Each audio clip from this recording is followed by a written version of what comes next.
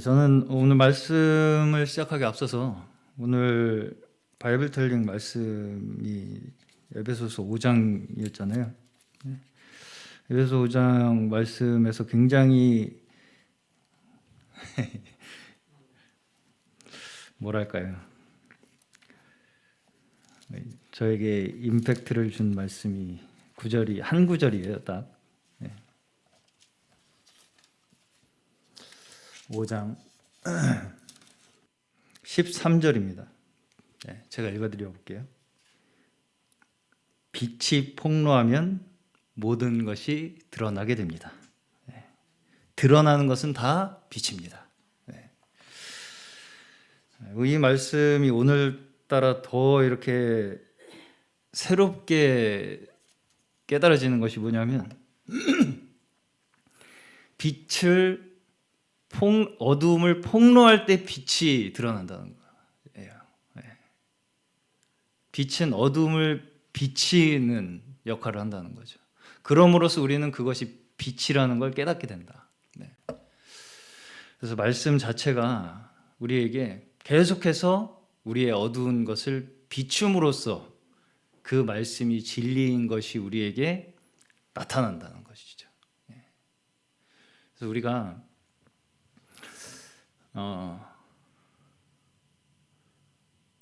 뭔가 완벽한 상태를 위해서, 물론 우리가 온전함을 향해서 나아가야 하는 건 맞지만, 그것이 곧 내가 지금 완벽해지기 위해서라는 것을 너무 목적으로 삼으면 내가 마치 곧 빛인 것처럼 생각하기 쉽다는 거예요.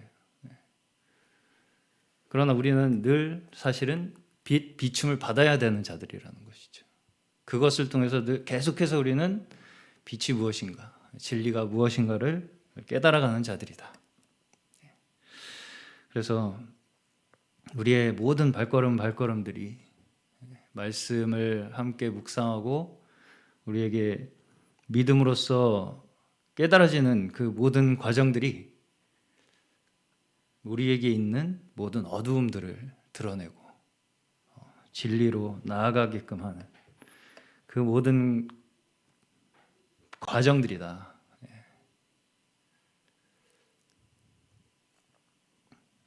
저희가 지금 계속해서 교회 가운데서도 원로 목사님께서 사경회를 통해서도 결국은 하시는 사역이, 말씀이 어두움을 드러냄으로써 진리를 증거하시는 것이죠.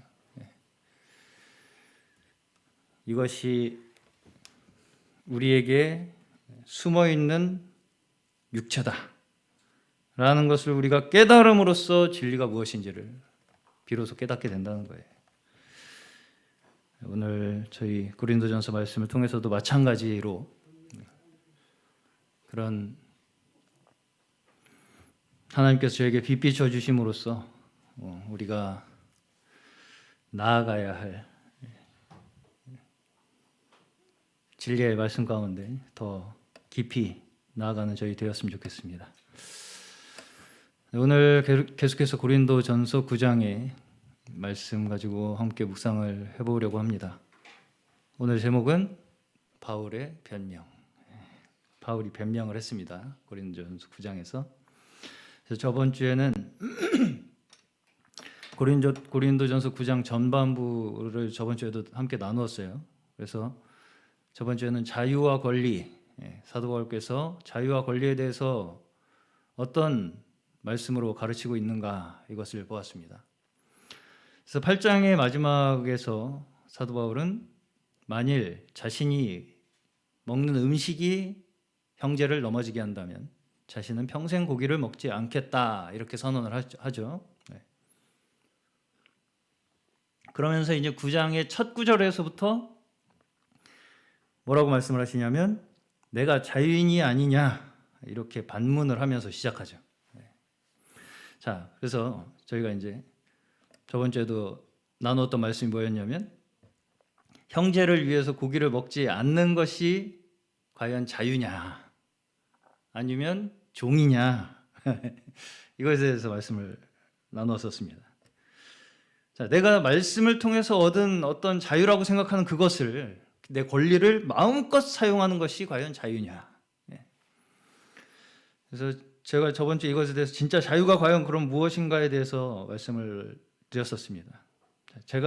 우리가 스스로 어떤 말씀을 깨달은 것을 가지고 그것이 마치 내가 자유를 얻었다고 생각하는 그것이 사실은 진짜 자유가 아닐 가능성도 있다는 것을 우리가 생각해 봐야 된다. 그렇게 말씀을 드렸었어요, 제가. 내가 말씀을 깨달음으로써 자유를 얻었다고 생각하는 그게 과연 진짜 자유냐? 이것에 대해서 한번 생각을 해봐야 된다는 거예요. 그것에 대해서 생각해 보라는 게 8장입니다. 자, 우리의 육체는 끝까지 살기 위해서 발버둥을 쳐요. 자, 심지어는 어떠냐면 말씀을 깨달은 그것조차도 나를 위하고 싶어 한다는 거예요. 말씀을 깨달은 것으로 나를 위하고 싶어 해요. 우리는 심지어.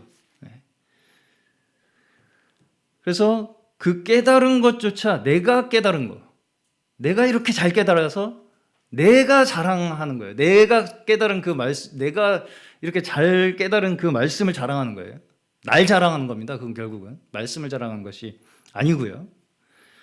그럼으로써 내가 다른 사람보다 좀 더 낫다, 우위에 있다라는 것을 느끼고 싶어 한다는 거예요.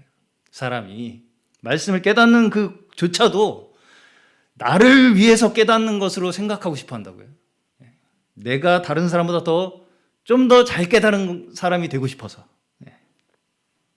자, 여기서 첫 번째 사도 바울은 자신의 사도직에 대해서 변호를 하죠. 변명. 내가 사도라는 것에 대한 변명을 합니다. 사도 바울이 사도라는 것에 대해서 의심을 품고 있었다라는 것이 되겠죠. 그 당시 성도들이. 자, 여기서 이제 사도 바울이 자신의 사역자, 자신이 사도다라고 하는 것을 증명하려고 하는 그 동기가 그럼 무엇이냐? 이걸 저희가 살펴봐야 돼요. 자, 우리가 많은 사역자들, 제가 저번 주에도 잠시 이 말씀을 드렸지만, 많은 사역자들이 자기 스스로 내가 부르심을 받았다 이렇게 자청을 하면서 나는 무엇이다 라고 말하기를 좋아해요. 먼저. 그래서 나는 사역자다, 나는 사도다, 나는 뭐다 라고 스스로를 규정하기를 좋아한다고요, 사람이.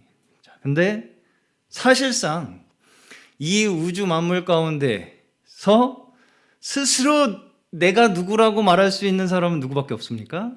하나님밖에 안 계세요. 왜? 우리는 다 만들어진 자들이기 때문에, 피조물들이기 때문에. 나는 존재하는 자다. 그 자체로만 하나님은 스스로의 존재를 설명할 수 있는 분이에요. 우리는 우리 스스로 내가 어떤 존재인지를 스스로 내가 누구라고 말할 수 있는 사람이 사실은 아니라는 것에서 출발을 해야 돼요, 우리는. 그래서 우리는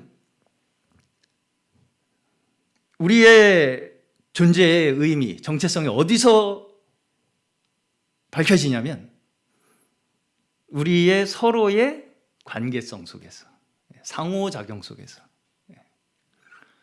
내가 상대방이 없으면 나라는 사람이 어떤 사람이라는 거에 의미가 없어요. 그렇죠. 우리가 함께 있기 때문에 내가 어떤 역할을 맡게 되는 것입니다. 자, 여기서 사도 바울이 나는 주님께 직접 부르심을 받은 사도니까 앞으로 내 말을 다 복종해 라고 하는 태도로 지금 자신을 변호하고 있는 것이 아니에요. 그렇게 착각하기가 쉽습니다, 우리는. 근데 사도 바울은 전혀 이런 투로 자신을 변호하고 있는 게 아니라는 거예요. 나 사도니까 앞으로 다 꿇어 라고 하기 위해서 자신이 사도라는 걸 주장하고 있는 게 아니라고요. 자, 제가 저번 주에도 이 말씀도 대략 드렸지만, 사도 바울이 다메섹 도상에서 주님을 만남으로써 부르심 받은 건 사실이죠. 그 사건으로 사도 바울은 본인의 인생이 180도 바뀌면서 자신이 사도로 부르심을 받았다는 걸 스스로 확신하게 됐어요. 그럼에도 불구하고 이 사건이 너무 개인적으로 일어난 사건이다 보니까 사람들이 그 사람이 진짜 사도인가에 대한 어떤 외적인 증거에 대해서 불확실하다 보니까 의심을 한 거예요. 그러다 보니까 의심을 한 겁니다. 사실 12사도의 사도성은 그들이 직접 예수님이 뽑은 사도들이기 때문에 외적인 어떤 증거가 어느 정도 있기 때문에 그들에 대한 사도성은 어느 정도 확립이 돼 있었다고 봐야 돼요. 근데 사도 바울의 사도성은 개인적인 경험이다 보니까 내가 어떻게 믿어? 라고 할 수 있는 소지가 조금 있어요, 거기에. 네.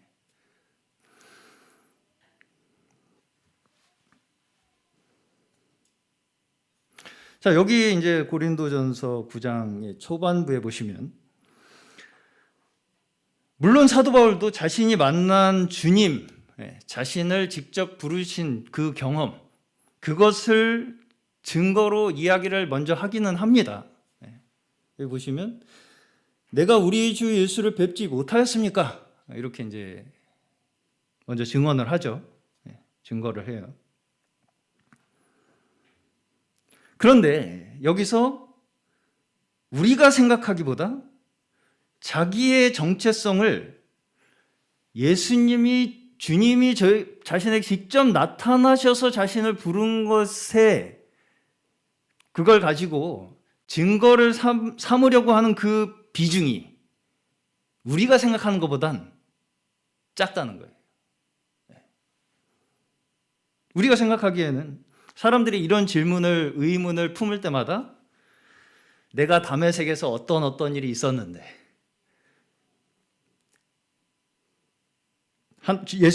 주님께서 본인에게 나타나셔 어떻게 부르셨다.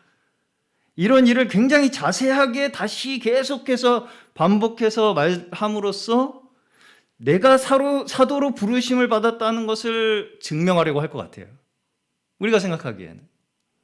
그걸 뭔가 하나의 객관적인 증거로 제시하고 싶어 할 것 같다고요. 우리가 생각하기에는. 다시 말하면 내가 이렇게 주님을 만나서 나는 이렇게 직접 부르심을 받았고 그렇기 때문에 나는 사도다 라고 하는 것을 자신의 사도적 직분을 증명하는 근거로 삼으려고 할 거라고 생각이 든다는 거죠. 우리의 생각에는. 그게 확실하지 않겠냐? 그게 확실한 거 아니겠습니까? 하나님께서 나에게 직접 주셨다는데. 그런데도 여기에서 사도 바울은 예수 우리 주를 보지 못하였느냐? 내가 예수님을 만난 사람이다 라는 그 한마디로 끝나요. 그것에 대한 증거는. 그리고 나서 그 뒷부분에 계속해서 이 서신을 읽는 성도들과 자신의 관계에서 그 증거를 찾고 있습니다. 자신의 사도성을 성도들과의 관계에서 찾는다고요. 자, 제가 생각하기에 말씀을 맡은 많은 사람들이 이것에 대한 균형을 잡지 못함으로써 많은 경우에 시험에 빠지는 거라고 저는 생각이 들었어요. 나는 말씀을 전해야 되는 사람이야가 먼저 시작돼요. 나는 어떤 은사를 받은 사람이야가 먼저 시작이 돼서 그 일을 내가 하지 않으면 안 되는 사람이 돼버려요. 특히 이제 조금 더 특수한 단체의 인도자들에게서 볼 수 있는 것이 뭐냐면 나는 이렇게 하나님이 보낸 사람이니까 무조건 내 말을 들어야 하고 순종해야 한다라고 주장하고 싶어요. 특수한 단체의 사역자일수록, 인도자들일수록 니들이 어떻게 생각하든지 내가 사도인 것은 불변의 진리야 이렇게 말하고 싶어 한다고요. 특수한 단체의 사역자들은 일수록.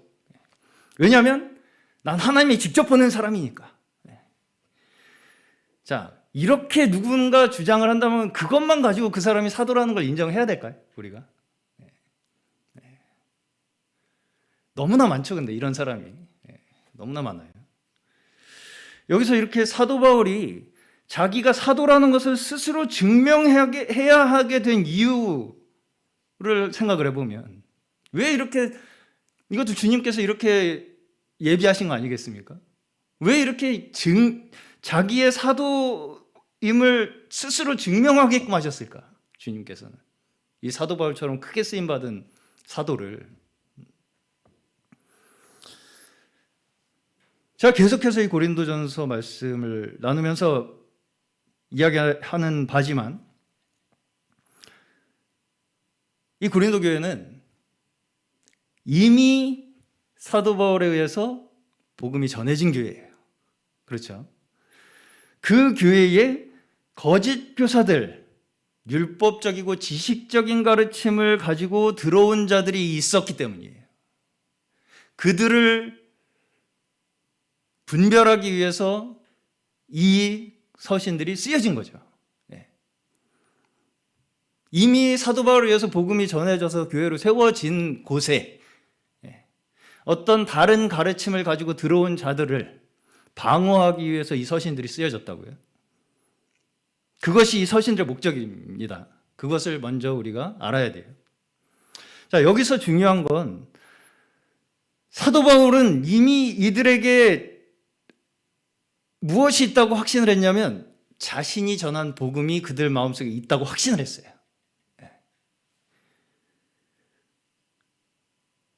그래서 사도 바울은 자신이 원래 전한 그 복음의 의미를 너무나 다시 계속 수호하고 싶어, 지키고 싶어 했다는 거죠.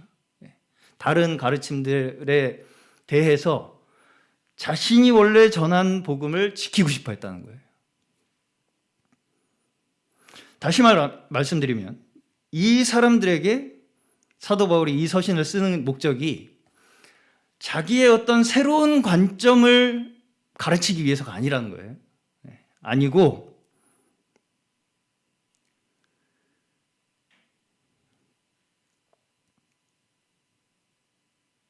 이미 사도 바울이 전한 그 복음을 확증하기 위해서 쓰여진 것이 이 서신이라는 것입니다. 새로운 뭔가를 심어주기 위해서 자신이 사도라는 걸 증명한 것이 아니에요. 한마디로 내가 사도니까 이제부터 내 말 들어가 아니라는 거예요. 이제부터 내가 너희가 못 들어본 말을 이제 할 텐데 나는 하나님이 보낸 사람이니까 이제부터 내 말은 다 하나님의 말씀이야 라고 하기 위한 것이 아니라는 거예요. 그런 식의 변호가 아니라는 거예요, 지금. 그래서 여기에는 순서가 중요합니다. 순서. 자, 사도는 말씀을 맡은 자예요. 그렇죠? 하나님의 말씀을 맡은 자예요. 그 정체성이 우선이 되면 안 된다는 거예요. 사도가 먼저가 아니잖아요. 말씀이 먼저지. 말씀을 맡았기 때문에 사도가 된 거지, 사도이기 때문에 내가 어떤 말을 할 수 있는 게 아니에요. 이 순서가 너무나 중요한데 이 순서를 너무나 뒤집어요, 사람이. 자, 사도 바울이 항상 이 성경의 자신의 서신에서 보면 내가 어떤 사람인가, 내가 얼마나 수고했는가, 내가 왜 이렇게 너희들에게 사도인가를 설명할 때면 어떤 때냐? 항상 그가 전한 복음이 위협당할 때였어요. 그가 전한 복음이 위협당하고 그것을 다른 가르침에 대해서 그 복음을 보호해야 할 때만 자신의 사도임을 주장했다는 거예요. 변호하고 증거하고. 말하자면 방어를 위해 변호할 수밖에 없는 상황이었어요. 항상 사도 바울은. 자, 그러면 왜 사도 바울은 방어밖에 못할까? 이게 이제 좀 궁금한 지점입니다. 왜 사도 바울은 방어만 해야 할까? 자, 왜냐하면 사도 바울은 진짜 복음을 전하는 사람이었기 때문이에요. 다시 말씀드리면 공격은 육체가 하는 일이에요. 사람들의 눈과 귀에 그럴듯하게 보이는 것으로, 또 사람들이 알기 쉽고 이해하기 쉽게 지식적으로 잘 설명해 주는 것, 이 가르침은 공격적입니다. 이미 있는 양들을 뽑아가요.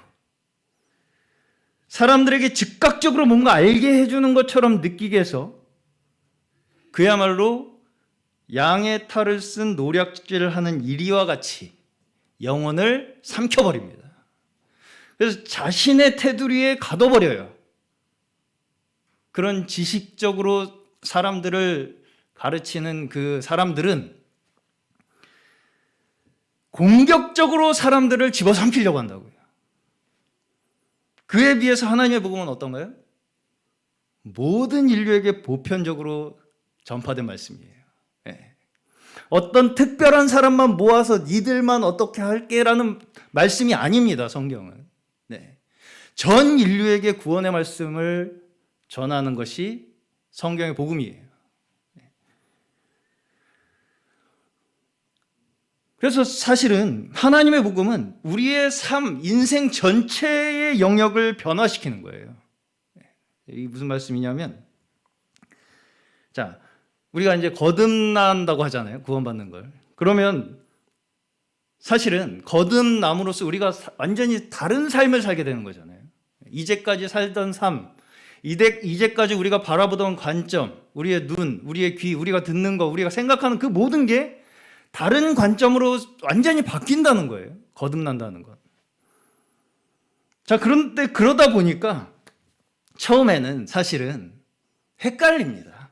이게 믿기 전과 믿고 난 후의 삶에서 거듭난 후에 우리가 여전히 육신을 입고 있기 때문에 뭐가 그렇게 크게 달라지는 것 같지 않은 느낌이 우리에게 들 수가 있어요. 네. 어떻게 해야 할지도 막막해요, 사실. 그 부르심을 받은 그 직후에 우리의 느낌은 그야말로 아브라함이 믿음에 따라서 한 걸음을 내딛듯이 갈 바를 모르게 돼요. 그것이 우리가 처하는 인생에 있어서의 믿음의 노정입니다, 사실. 그 한 걸음 한 걸음에서 우리가 배우는 거거든요. 네. 그런데 그에 반해서 지식주의적 가르침은 정확하게 알려줘요. 어디로 가라. 이렇게 해라. 저건 저거고 이건 이거다. 아주 명확하고 구체적인 실행 방안을 제시합니다. 자기 전에 어떻게 해라. 네. 그런 것까지 알려주더라고요. 저도 어제 처음 들었는데. 자기 전에 껄끄러우면 어떻게 해라. 이런 얘기까지 아주 디테일하게 설명을 해줍니다. 그렇게 하면 어때요? 금방 내가 뭔가 변하는 것처럼 느껴지죠. 네. 금방 변화를 주는 것처럼 느껴져요. 그런 가르침은 우리에게. 네. 네. 그게 사람을 속이는 거예요. 영혼을 노략질하는 거예요. 그 가르침이 바로 노략질하는 겁니다. 지식으로 해서 너 이렇게 하면 되니까 우리한테 와. 나한테 배워. 안 그러면 넌 할 수 못 이루어. 라고 하는 그 테두리를 진하게 치는 그 모든 지식적 사상들 있죠. 그것이 다 영혼을 사로잡으려고 하는 노략질이에요. 네.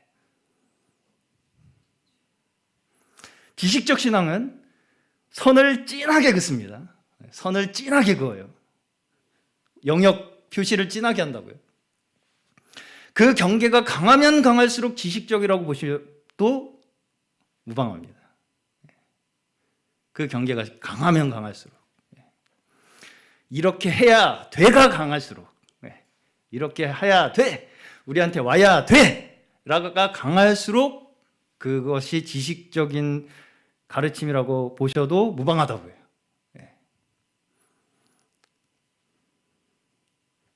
자, 제가 이걸 좀 일반적인 용어로 설명을 해드리면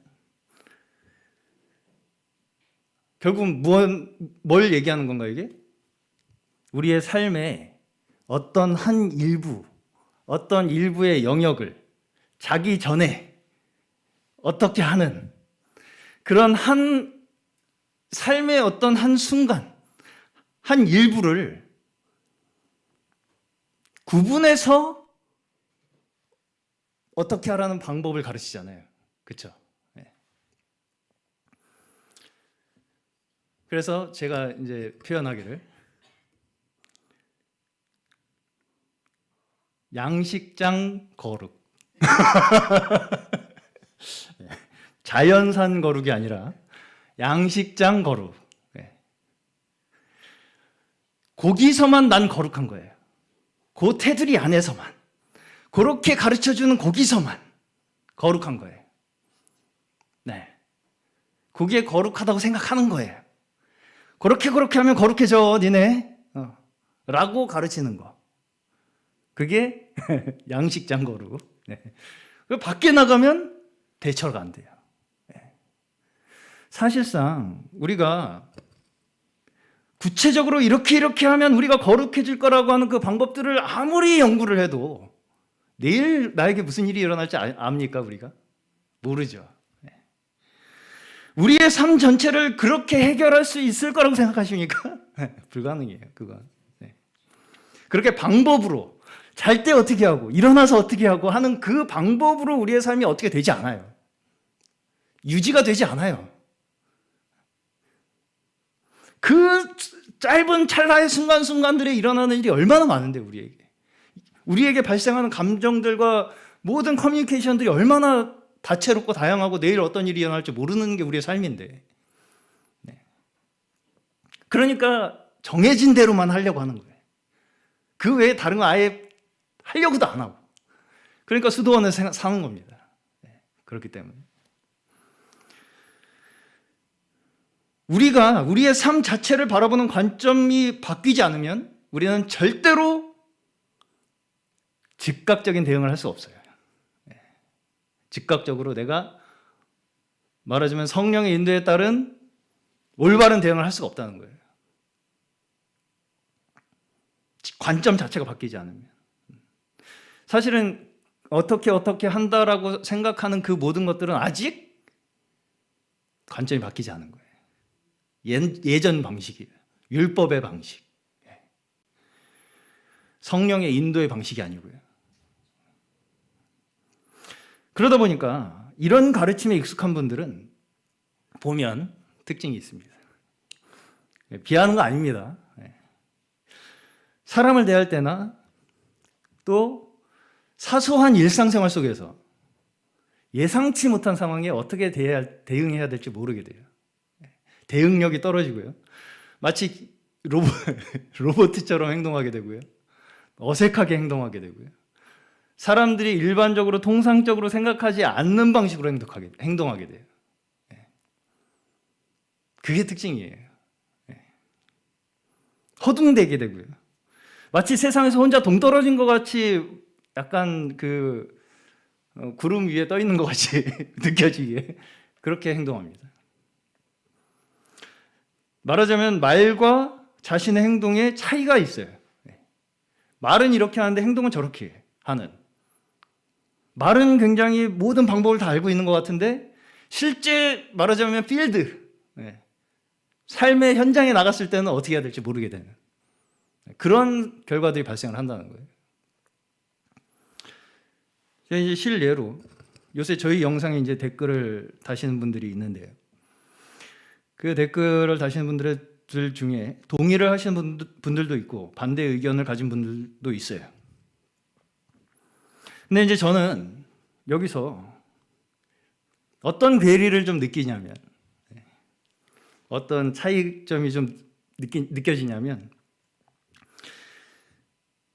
글 내용에 있어서는 굉장히 자신이 뭔가 영적이고 옳은 말을 한다고 생각을 해요. 그렇게 주장을 하고 싶어 해요. 글 내용으로서는. 근데 그렇게 영적이고 옳은 말이라면 자신이 누구인지 서로 밝히고 성도 대 성도로, 인격 대 인격으로 이렇게 대하는 것이 사실은 그리스도인으로서 명확관화한 성도의 태도죠. 그럼요. 빛 가운데 행하는 거죠, 그게. 그런데 이제 제 설교 영상은 보시지 않을 거라고 생각을 하기 때문에 그 아이디는 옛날 일본 성인 만화 주인공이에요. 아이디가. 네. 옛날 일본 성인 만화 주인공이에요. 아이디가. 네.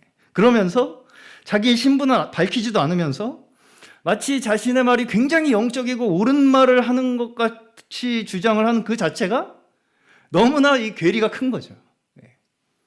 말은 굉장히 그럴듯하게 멋있게 뭔가 이렇게 아는 것처럼 하는데 실제로 나타나는 표현, 접근하는 방식은 전혀 딴판인 거죠.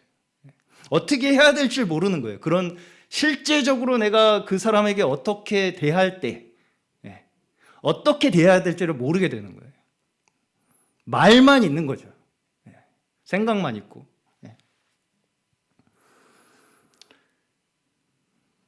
이것이 이제 이중적으로 느껴지는 부분입니다. 그렇죠? 이중적으로 느껴져요. 이런 것들이 굉장히. 이게 바로 말씀을 지식적으로 어떤 특정한 영역에 한정짓는 그런 사상의 한계예요. 이렇게 하면 돼 라고 하다 보니까 그렇게 하는 것만 알아요. 그 외에 그런 사람을 어떻게 대하고 하는 그런 것들은 전혀 몰라요. 이런 상황에 내가 어떻게 해야 그리스도인으로서 합당하지? 이런 건 전혀 몰라요. 그때그때의 상황에 대처 능력이 현저하게 떨어집니다. 현저하게 떨어져요. 말은 옳은데 정작 자신이 행하고 있는 것들이 어떤 동기에서 나오고 있는 것인지 전혀 스스로는 자각하지 못해요. 몰라요. 스스로는 몰라요. 깨닫지 못하고 있어요. 자, 여기서 사도 바울이 처음 고린도 성도들에게 복음을 전할 때 과연 사도 바울이 나는 사도다 라고 하면서 먼저 자신이 사도라는 걸 밝히면서 복음을 전했겠습니까? 고린도 성도들에게. 복음으로 먼저 그들과의 관계가 시작되었을 거예요. 당연히. 그렇겠죠? 네. 사실 우리의 모든 관계의 근거는 복음입니다. 네. 우리가 관계 맺는 그 모든 근거는 복음이에요. 그 외에 어떤 다른 외적인 조건이 우리의 관계, 복음의 관계에 끼어들어서는 안 돼요. 안 되는 것입니다. 어떤 사람이 끼어들어서도 안 되고요. 사상이 끼어들어서도 안 되고요. 심지어 어떤 단체에 속한 것조차도 사실은 조건이 되어서는 안 돼요. 나는 어디에 속했다. 난 어디 교회 다닌다. 라는 것조차도 우리 그리스도인의 관계 사이에 방해물이 되어서는 안 된다는 거예요. 자, 그럼에도 불구하고 우리가 이 땅에 살면서 어떤 단체에 속하지 않을 수는 없죠. 어딘가에 누군가와 함께 할 수밖에 없습니다. 이 땅에 살면서. 그렇죠. 그게 단체가 돼요.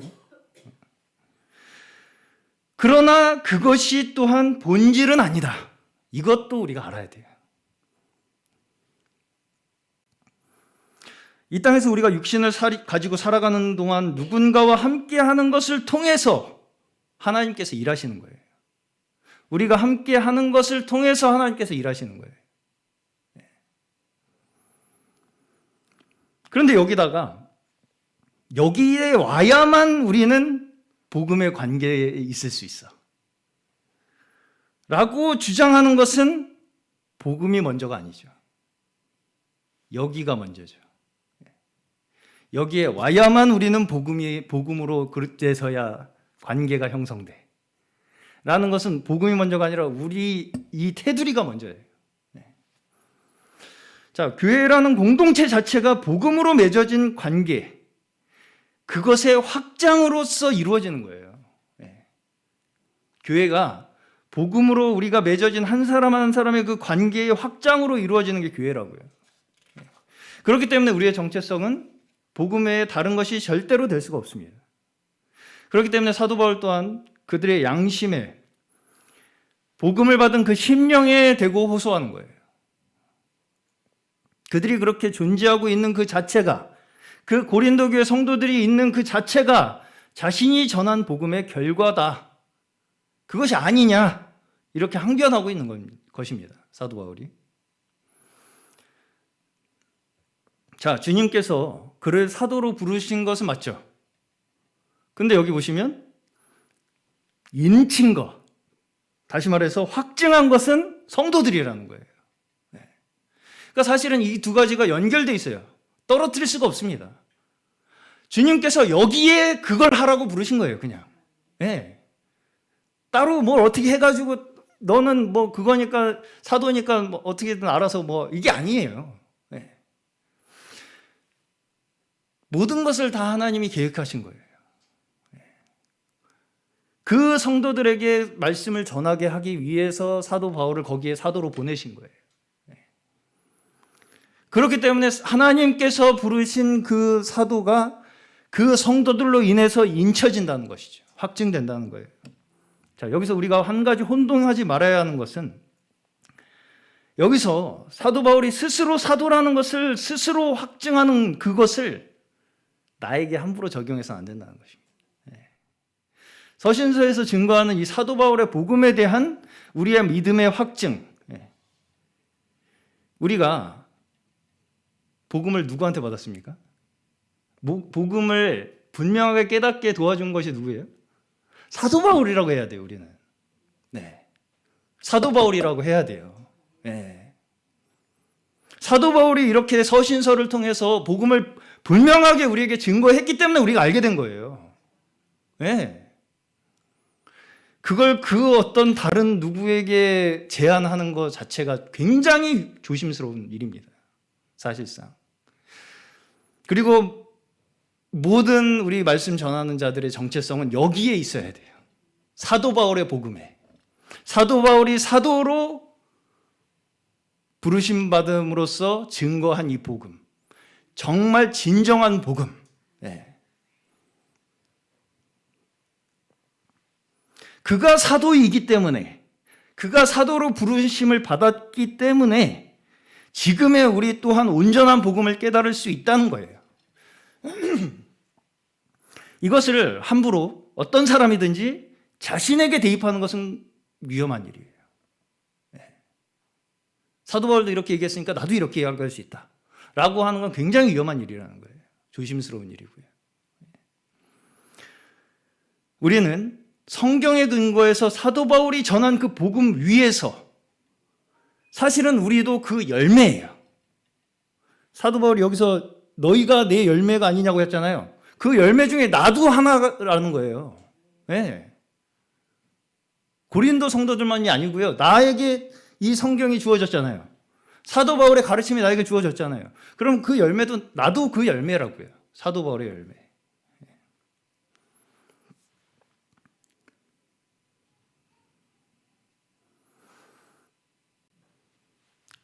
그래서 이 말씀을 전하는 자들도 심지어 그 열매로서의 위치를 잃어버리면 안 된다는 거예요.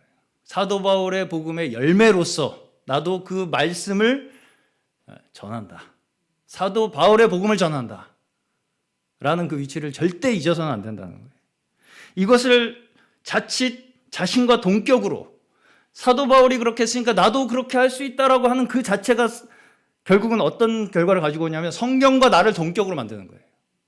그렇죠? 네. 그래서 성경의 권위를 침범하게 되는 결과를 가져오게 됩니다. 그렇게 하면. 네.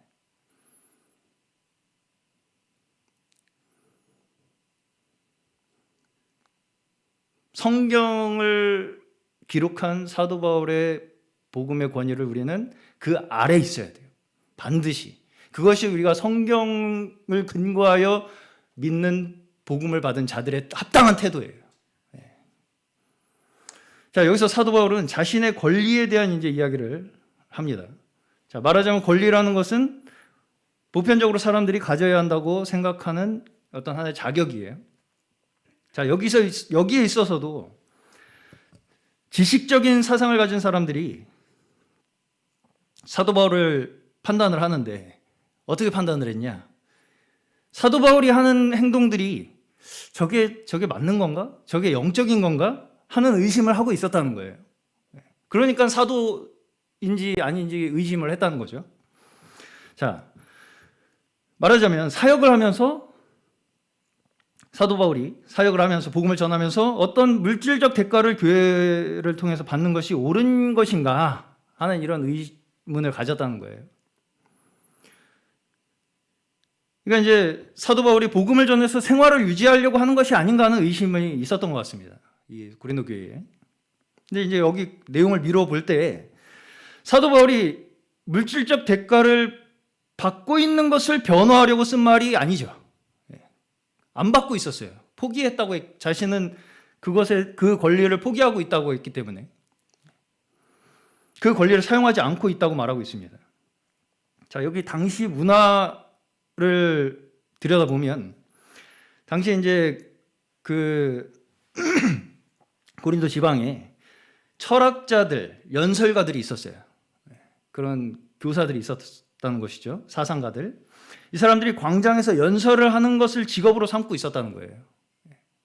그래서 그 사람들이 연설을 해서 사람들을 많이 모으는 만큼 그 사람들이 이제 그만큼의 소득을 얻었다는 거예요. 그러다 보니까 어떤 사람들은 당시에 사도 바울도 그 사람들하고 똑같은 사람들 중에 하나로 여겼다는 거예요. 그렇게 이제 자신의 어떤 사상을 설파함으로써 사람들을 모아서 그것으로 자신의 어떤 삶을 유지하기 위한 것이 아니냐. 그 사람들과 마찬가지 아니냐 다. 그리고 어떤 사람들은 또 이런 견해가 또 있었을 수 있다는 거예요. 사도라고 하는 사람이 지금 이제 여기 사도 바울은 그때 당시에 텐트 만드는 일을 했습니다. 그래서 굉장히 말하자면 천한 일이었어요. 그때 당시에 사람들이 좀 무시할 만한. 그래서 그런 걸 보고 말하자면 지금으로 말하면 교회 부흥 못하는 목사쯤으로 여긴 거예요. 한마디로. 텐트 만들어가지고 그렇게 하냐. 사도라는 사람이. 그런 사람도 있었다는 것입니다. 있었던 것 같아요. 전체 이 문맥을 미뤄봤을 때. 자, 여기서 우리가 잘 이해해야 되는 게 뭐냐면 복음을 전하는 자가 물질적인 어떤 대가를 받는 것이 합당하냐 합당하지 않냐 이걸 말하고자 하는 게 아니라는 거예요. 사도 바울은. 자, 먼저는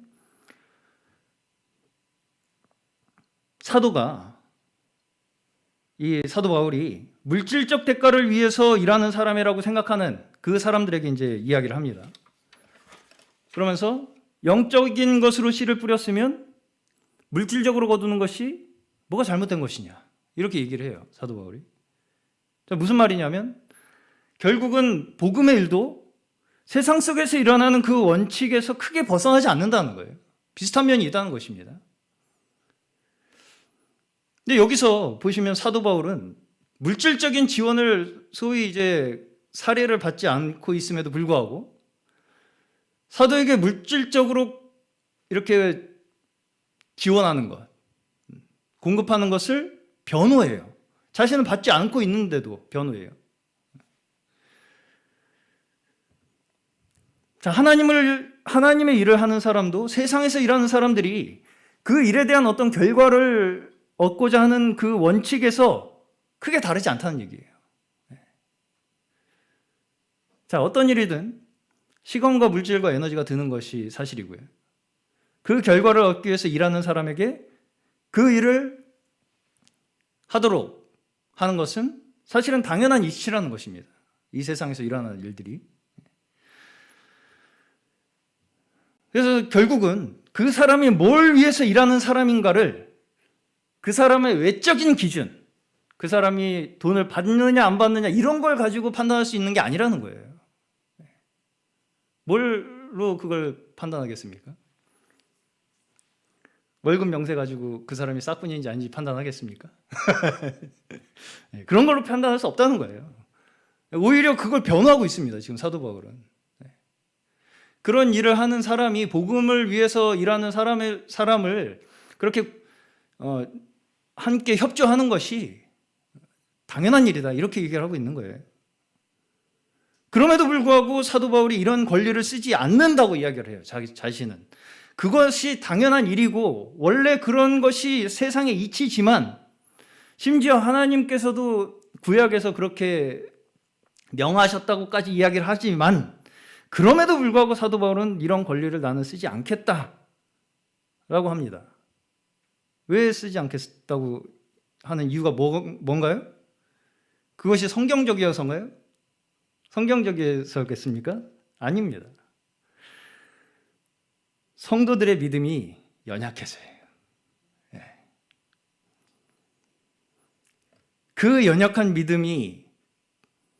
믿음으로 받은 그 복음이 조금이라도 지장이 될까 하는 염려 때문에 받지 않은 거예요. 사도 바울이.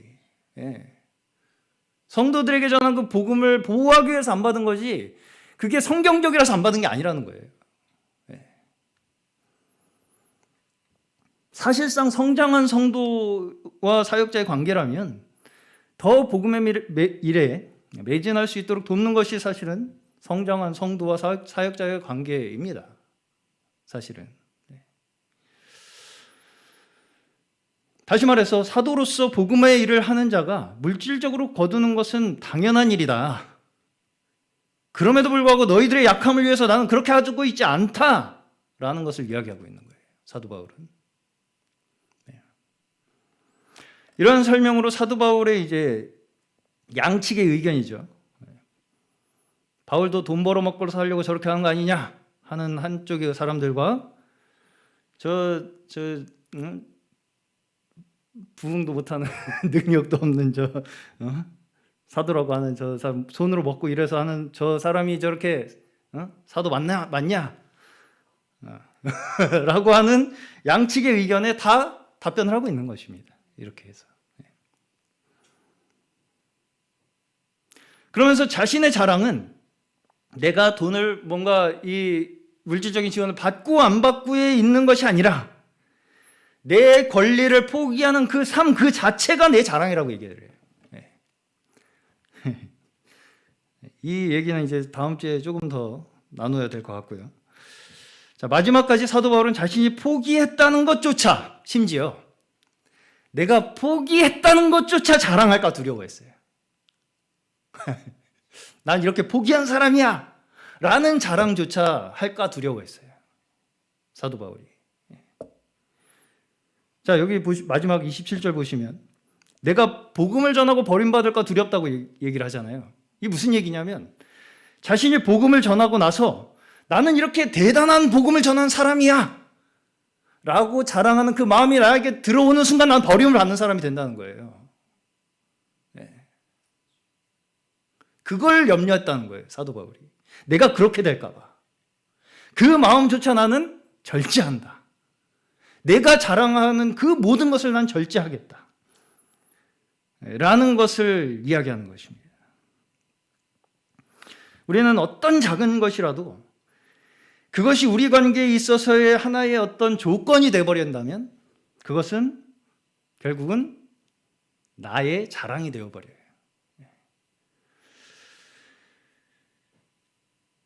실상 여기 보시면 우리가 이기는 것, 승리를 자랑하는 것조차 절제해야 하는 것이 우리의 경주예요. 내가 승리했다라고 하는 것조차도 내 승리로 자랑하는 것을 절제해야 하는 것이 우리의 경주라고요. 어렵죠. 끝까지 내가 이기는 게 아니에요. 주님이 우리를 승리하게 하시는 거지. 내가 뭔가 이겨서 내가 자랑할 거리를 만들겠다고 하는 그 마음이 조금이라도 나에게 들어오는 순간 사도 바울은 내가 버림받을까 두려웠다고 하는 거예요. 그 마음을 우리가 끝까지 유지해야만 상을 얻는 것입니다. 이 인생길 전체에서 조금이라도 내가 그것을 통해서 내 자랑을 삼으려고 하는 그 순간 자칫하면 버림받을 수 있다는 거예요. 그걸 끝까지 유지해야만 주님 앞에서 우리가 상을 얻는다는 거예요. 이 전체의 우리의 인생길 가운데. 그래서 우리의 유일한 자랑은 십자가라고 하는 거예요. 우리가 자랑할 것은 십자가밖에 없다는 것입니다. 오늘 주의 복음만이 우리의 삶의 근원 되시고 복음만이 우리의 의미이시며 복음만이 우리의 목적되는 저희 모두 되시기를 주님의 이름으로 간절히 축원합니다.